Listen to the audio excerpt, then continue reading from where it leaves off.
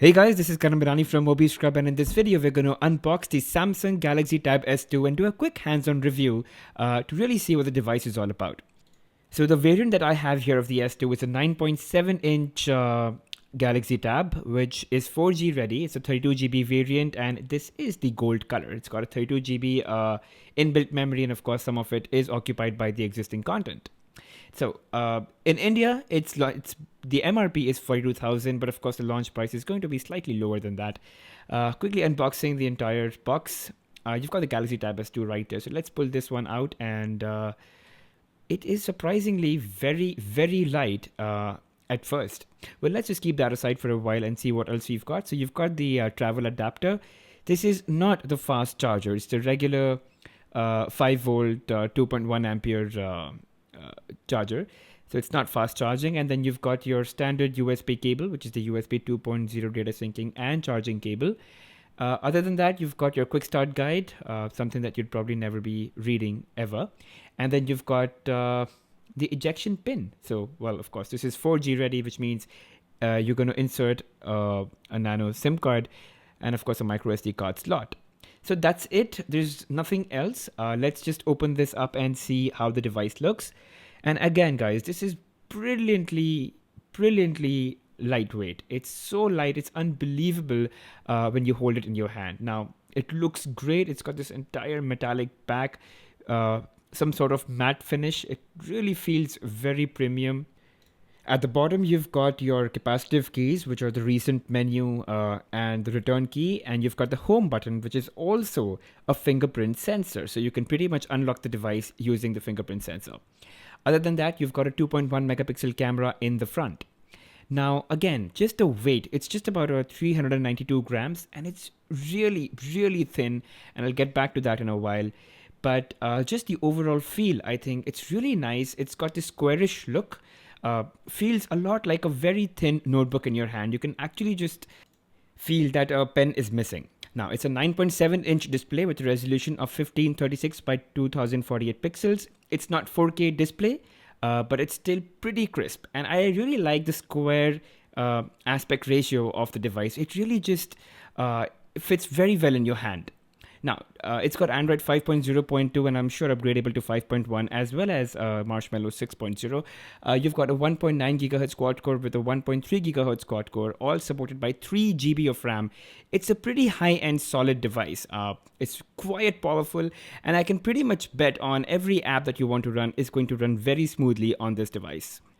At the back, you've got an 8 megapixel camera, which is capable of QHD, which is 2K video recording. It's got video stabilization as well, but no LED flashlight. And of course, the coverage is not as wide as you will notice in other flagship devices. Now, this entire thing is a unibody shell. So the back is not removable. You've got no access to the battery, so you cannot change the battery. And and that's what really just makes it very light. And the fact it's lightweight not only arises from the fact that it's a unibody shell, but it's just very, very thin. It's just 5.6 millimeters, and it's even thinner than most phones out there. So for a device which is as big as a 9.7-inch display tablet, this device is unbelievably thin and lightweight. At the right edge, you've got the power button, the volume rockers, and then you've got your SIM card slot as well as the microSD card slot. Of course, you'll need the ejection pin to kind of open both of them. The microSD card slot can accommodate microSD cards up to 128 GB in size. So add 32 GB of internal memory and you've got a massive, massive storage unit with you. At the bottom edge, you've got your 3.5mm headphone jack, the USB 2.0 port, as well as stereo speakers. So both of them are speakers, and that just basically means you've got really nice sound output, or at least you can expect so. So let's power on the device and see the user interface. Now it ships with Android 5.0.2 loaded right out of the box, but I'm hoping it's upgradable to Android 5.1 as well as Android 6.0 Marshmallow, so fingers crossed. Now if you look at the user interface, pretty much the standard TouchWiz, the latest version. You've got all your notification toggles, setting toggles on the top, and if I kind of just zoom through it, there you go. So you've got your power saving mode, you've got ultra power saving mode, which is a must for increased battery life. You've got reading mode, which is a must with most tablets, smart stay, and private mode to hide stuff that you don't want general public to see. Now, you've obviously it's a smartphone tablet, so basically you can shove in a nano SIM card, and you've got calls on the go and 4G LTE running on the device. So let me just bump up the brightness. It's a pretty bright screen otherwise. I just don't want the flickering to be very obvious in the video. So a bunch of preloaded apps. You've got the entire Google suite of applications. Now it's a tablet, so I'm guessing you'd also want to use it for work, and Samsung kind of preloads it with Word, Excel, PowerPoint, OneNote, and so on. The available user space is 25 GB, so 6.9 GB is already taken up by the content or the OS. Now, what tablets are really helpful and useful for is reading content. So, I read a lot of blogs, a lot of content. I really consume a lot of content, whether it's videos, photos, or articles. And trust me, this tablet is just so perfect for it because it's lightweight, really thin, so it causes no fatigue, and you can actually use this for long hours of usage without getting without feeling tired.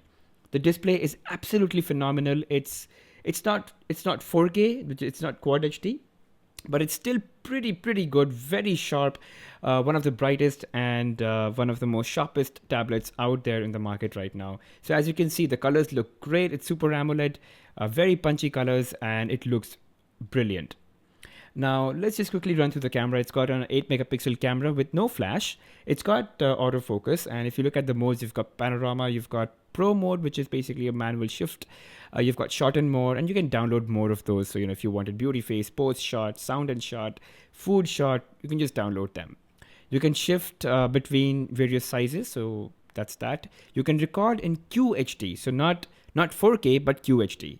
And if there is anything that users like to use tablets for apart from reading and consuming content is watching videos. And again, it's got stereo speakers. It's got a massive 9.7-inch Super AMOLED high resolution display. So watching videos is going to be amazing. So you can pretty much load videos, just connect it and transfer some high resolution or high quality videos that you've got. And then again, you can have a 128 GB microSD card slot, inside the device. So you can load all your multimedia stuff there and just watch videos on the go. So guys, that's it on the quick hands-on review of the Samsung Galaxy Tab S2. I'd obviously be doing more detailed videos in terms of the review, the gaming performance, and so on. So stay tuned. If you have any questions, feel free to drop in the comment section below. Don't forget to subscribe and don't forget to like the video. Thank you guys.